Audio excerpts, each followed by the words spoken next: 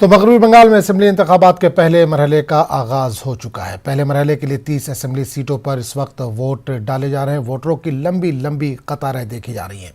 हालांकि इस दौरान कोरोना की जो गाइडलाइंस है उस पर पूरी तरह से अमल किया जा रहा है। सिक्योरिटी के सख्त इंतजाम किए गए हैं। कहीं से किसी तरह के नाखुशगवार वाक़यात पेश ना आए, इस वजह से सख्त सिक्योरिटी के इंतजाम किए गए हैं।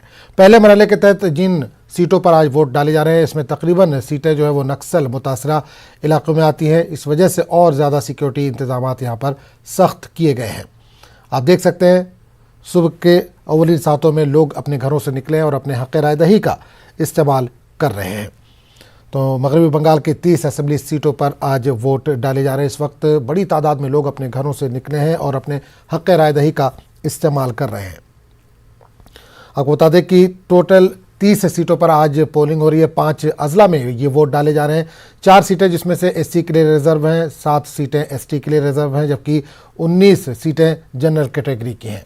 आज अपने हक़ राय दही का इस्तेमाल जो लोग करेंगे उसमें 73,92,709 लोग हैं जो अपने हक़ राय दही का इस्तेमाल करेंगे, जिसमें 37,64,344 मर्द हैं, जबकि 36,28,310 ख़वातीन हैं। पोलिंग के अमल को शफाफ बनाने के लिए और पुरअमन इंतखाबात कराने के लिए 10,288 पोलिंग स्टेशन बनाए गए हैं, जिनमें इस वक्त वोटिंग का अमल जारी है। हालांकि तकरीबन 1 घंटे का वक्त गुजर चुका है। कहीं से किसी तरह की कोई गड़बड़ी की खबर नहीं आई है। कुछ जगहों पर ईवीएम में कुछ गड़बड़ी की खबर आई है, लेकिन किसी और दीगर तरह की गड़बड़ी की खबर नहीं आई। आज जिन 30 सीटों पर पोलिंग हो रही है, 191 उम्मीदवार मैदान में हैं, इसमें जिनकी किस्मत का आज फैसला होना है। 170 मर्द हैं, जबकि 21 ख़वातीन हैं जो अपनी आज किस्मत आजमा रही हैं, जिनकी किस्मत आज ईवीएम में बंद हो जाएगी। अगर हम पार्टी वाइज बात करें तो टीएमसी ने 29 सीटों पर अपने उम्मीदवार उतारे हैं। बीजेपी ने भी 29 सीटों पर अपने उम्मीदवार उतारे हैं। सीपीआईएम ने 18 सीटों पर अपने उम्मीदवार उतारे हैं। सीपीआई ने 4 सीटों पर अपने उम्मीदवार उतारे हैं। कांग्रेस ने 6 सीटों पर अपने उम्मीदवार मैदान में उतारे हैं। एआईएफबी ने 2 और आरएसपी ने 1 सीट पर अपने उम्मीदवार उतारे हैं। तो लगातार लोग अपने हक़ राय दही का इस्तेमाल करते नज़र आ रहे हैं। लोगों का कहना है कि परिवर्तन ज़रूरी है, तब्दीली ज़रूरी है। अगर तब्दीली होगी तो ज़्यादा तरक्की देखने को मिलेगी। जो लोग अपने हक़ राय दही का इस्तेमाल करने आ रहे हैं, लगातार उन्होंने जो अपना बयान दिया है उस पर ये लोग कह रहे हैं। आपको बता दें कि क्रिमिनल कैंडिडेट पहले फेज़ में जो है वो 48 बताए जा रहे हैं। टोटल 48 क्रिमिनल केस वाले कैंडिडेट मैदान में, जिसमें सबसे ज़्यादा अगर हम बात करें तो सीपीआईएम के 10 हैं, बीजेपी के 12 हैं और टीएमसी के 10 क्रिमिनल केस वाले उम्मीदवार मैदान में हैं। कांग्रेस के भी 2 उम्मीदवार हैं जो क्रिमिनल केस के उम्मीदवार हैं, जिनके ऊपर क्रिमिनल चार्जेस है। तो मगरबी बंगाल में असेंबली इंतखाबात के पहले मरहले के लिए वोटिंग का अमल इस वक्त जारी है। 30 असेंबली सीटों के लिए लोग हक़ राय दही का इस्तेमाल करने के लिए अपने घरों से निकले हैं। कोविड गाइडलाइन का पूरी तरह से ख्याल रखा जा रहा है। लोगों को मास्क लगाकर ही बूथ के अंदर जाने की इजाज़त है। सैनिटाइज़र लाजमी करार दिया गया है। सोशल डिस्टेंसिंग का भी पूरा एहतमाम यहाँ पर किया जा रहा है। तो आप देख सकते हैं तस्वीरों के ज़रिए सुबह सुबह लोग अपने घरों से निकले हैं और अपने हक़ राय दही का इस्तेमाल करने के लिए निकले हैं। हालांकि 5 रियासतों में असेंबली इंतखाबात हो रहे हैं, लेकिन सबकी नज़रें मगरबी बंगाल पर टिकी हुई हैं, क्योंकि यहाँ पर बीजेपी और टीएमसी में कड़ी टक्कर है और बीजेपी ने यहाँ पर पूरी ताकत अपनी लगा दी है और ममता बनर्जी ने भी अपनी साख को बचाने के लिए पूरी कोशिशें की हैं, पूरी ताकत लगा दी है। तो आपको बता दें कि वज़ीर आज़म इस वक्त बांग्लादेश के दौरे पर हैं और वहाँ से वज़ीर आज़म ने ट्वीट किया। वज़ीर आज़म ने बंगाल और आसाम के वोटरों से ट्वीट करके अपील की है। उन्होंने कहा है कि हक़ राय दही के अमल में बढ़ चढ़ कर हिस्सा लें। उन्होंने ट्वीट के ज़रिए अपील की है कि ज़्यादा से ज़्यादा वोटिंग के अमल में हिस्सा लें। तो वज़ीर आज़म ने ये अपील की है कि ज़्यादा से ज़्यादा लोग अपने घरों से निकलें और अपने हक़ राय दही का इस्तेमाल करें। तो मगरबी बंगाल और आसाम में इलेक्शन चल रहा है। कोरोना गाइडलाइन पर सख्ती से अमल किया जा रहा है। मास्क के बगैर पोलिंग मराकज़ पर किसी की भी एंट्री नहीं हो रही है। स्क्रीनिंग और हैंड सैनिटाइज़र भी लाजमी करार दिया गया है।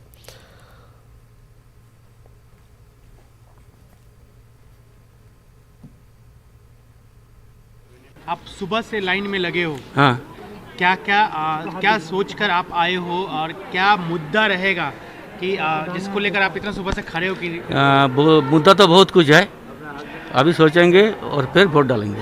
पहुंचेंगे तब वोट डालेंगे। सुबह से पहले से प्लान कर लिया था कि पहले आज वोट डालेंगे फिर कुछ करेंगे। सर आप लाइन में हैं, क्या सोचकर आए, क्या क्या और बदलाव होना चाहिए आपके शहर में जो नहीं हुआ है, वो आप सोच रहे हो कि इस बार जो भी आए वो काम जो है अधूरा पूरा कर दे? ऐसा कौन कौन सा काम है? तो बहुत काम है, तो इधर बहुत काम है। क्या मेनली क्या ऐसा इशू है जो चाहते हो कि हम लोग सब सीनियर सिटीजन है, हमारे के लिए कुछ करेगा तो अच्छा होगा। आप लोग के लिए कुछ करेगा तो अच्छा होगा। ठीक। सीनियर सिटीजन को और क्या चाहिए?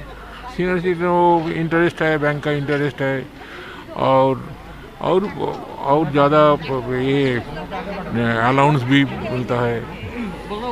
सुबह सुबह लाइन में आप लोग हैं, क्या क्या आपके मन में है, क्या बदलाव होना चाहिए जो आपका शहर और अच्छा हो? अच्छा तो होना ही चाहिए, इसका तो हमारा उम्मीद है। जो होगा अच्छा ही होगा, पब्लिक है जो होगा अच्छा ही होगा, पब्लिक जहाँ सोचेंगे वही करेंगे। लेकिन इस बार तो सारी पार्टियां, जितनी पार्टियां चुनाव में हैं, वो बीजेपी हो, टीएमसी हो, महिलाओं पे सबसे ज़्यादा फोकस है। तो इस बार महिला डिसाइड करेगी कि कौन जीतेगा, महिला पे ज़्यादा फोकस है सभी पार्टियों। महिला आजकल एक्टिव हो गया बहुत, उसका भी तभी हमारा जा सोच है, परिवर्तन चाहिए। कारण किसी को सबको माने क्या बोले, सबको चांस देना होगा। हाँ, सबको चांस देना होगा। रिपीटेशन हो, माने बदलाव होगा तो अच्छा ही होगा। मेरा डेवलपमेंट होगा, यही हमारा उम्मीद है। पूरा बंगाल परिवर्तन के लिए तैयार है आपके हिसाब से? हाँ, यही है। সেটাও রাখা হয়েছে, অর্থাৎ যে সমস্ত যারা ভোট দিতে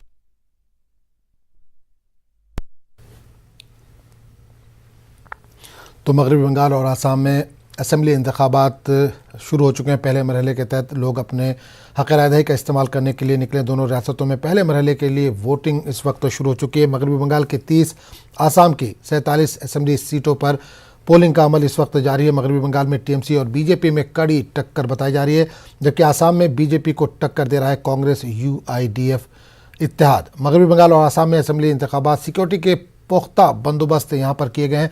कोरोना जो गाइडलाइन है उसका भी अमल किया जा रहा है सख्ती के साथ। मास्क और सैनिटाइज़र को लाजमी करार दिया गया है। सोशल डिस्टेंसिंग पर भी पूरी तरह से अमल किया जा रहा है। आसाम में पहले मरहले के लिए 47 सीटों पर वोटिंग जारी है। 12 अजला के वोटर अपने हक़ राय दही का इस्तेमाल कर रहे हैं। बीजेपी और AIUDF कांग्रेस इत्तेहाद में कड़ी टक्कर है। तो आसाम में 47 असम्बली सीटों पर वोट डाले जा रहे हैं। पोलिंग स्टेशन पर वोटर पहुंच रहे हैं, अपने हक़ राय दही का इस्तेमाल कर रहे हैं। नौजवानों और ख़वातीन में खासा जोश देखा जा रहा है। कोरोना गाइडलाइंस का यहाँ पर भी पूरी तरह से ख्याल रखा जा रहा है।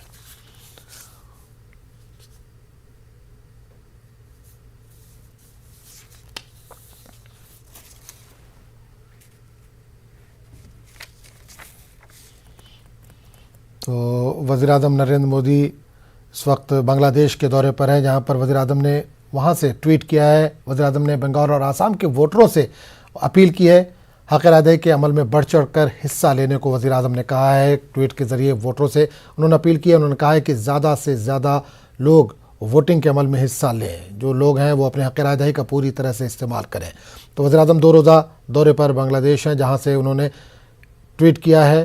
पहले मरहले के तहत जो आसाम और मगरबी बंगाल में इंतखाबात हो रहे हैं, वहाँ के वोटरों से उन्होंने अपील की है कि अपने हक़ राय का इस्तेमाल करें, बढ़ चढ़ कर वोटिंग के अमल में हिस्सा लें। तो 47 सीटें हैं आसाम की, जहाँ पहले मरहले के तहत आज वोट डाले जा रहे हैं। वोटिंग का अमल जारी है। सुबह 7 बजे से वोटिंग का अमल जारी है। शाम 6:30 बजे तक लोग अपने हक़ राय का इस्तेमाल कर सकेंगे। हालांकि अभी तक कहीं से किसी गड़बड़ी की खबर नहीं है। 1 घंटे से ज़्यादा का वक्त हो चुका है। लोग सुबह सुबह अपने घरों से निकले और अपने हक़ राय दही का इस्तेमाल करते नजर आ रहे हैं।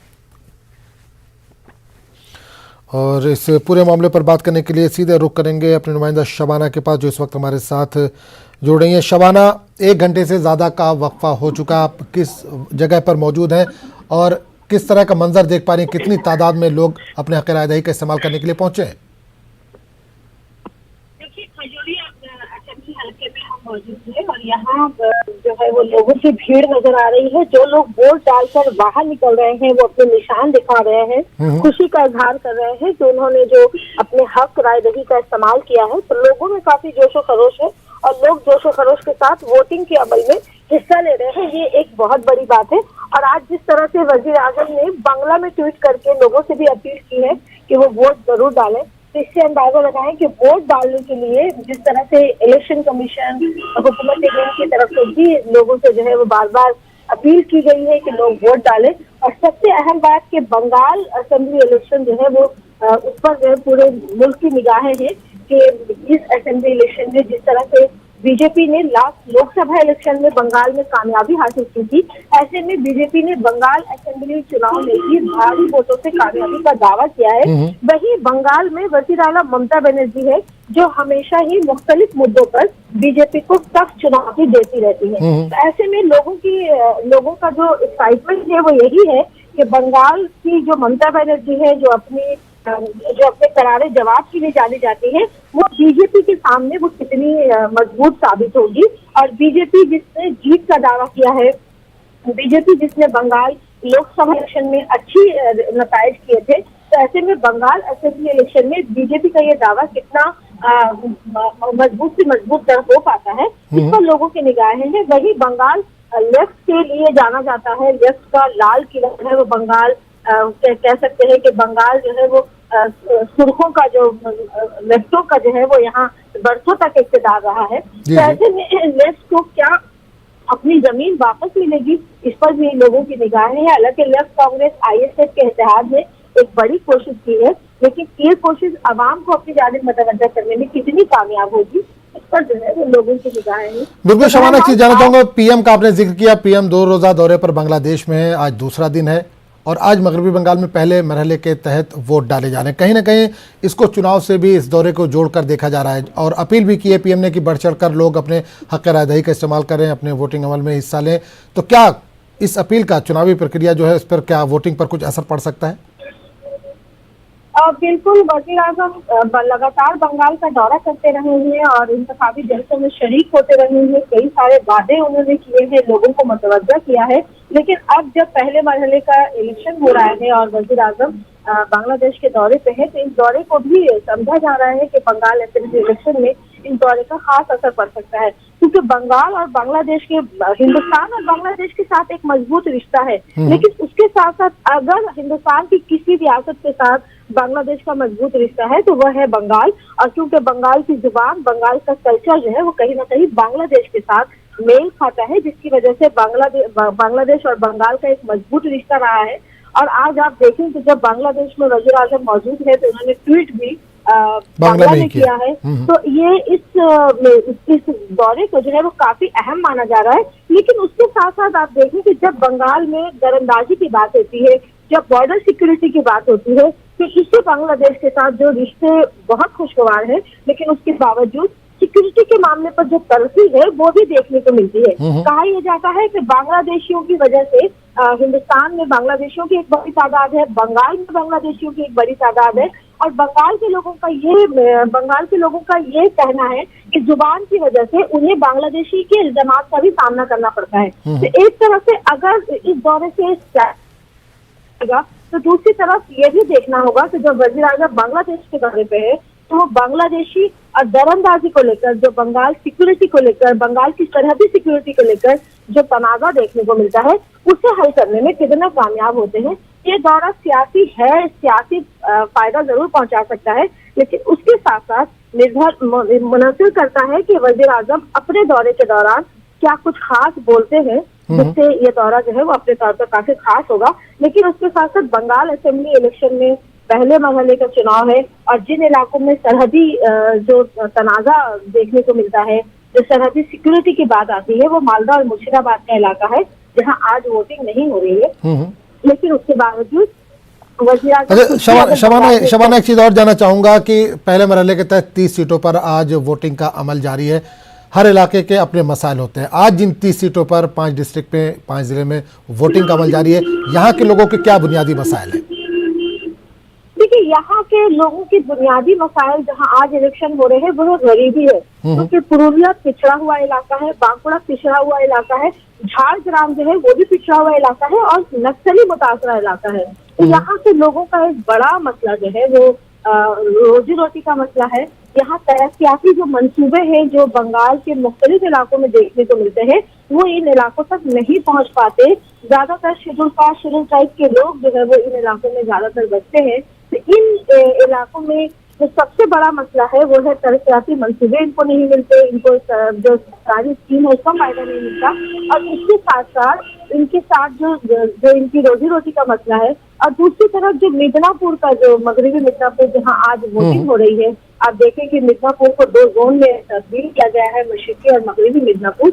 यहाँ काश्तकारी का मुद्दा है, हालांकि पूरे बंगाल में ये एक बड़ा मुद्दा है, लेकिन मिदनापुर खासकर जमीन आंदोलन के लिए जाना जाता है। चलिए बिल्कुल शबाना, नजर बनाए रखिए। आपके पास दोबारा लौटेंगे। 8:15 के करीब हो चुका है, 1.25 घंटे तक पोलिंग का अमल हो चुका है। किस तरह लोग अपने हक़ रायदही का इस्तेमाल कर रहे हैं, कितनी तादाद में घरों से निकल रहे हैं, इस पर भी हम बात करेंगे।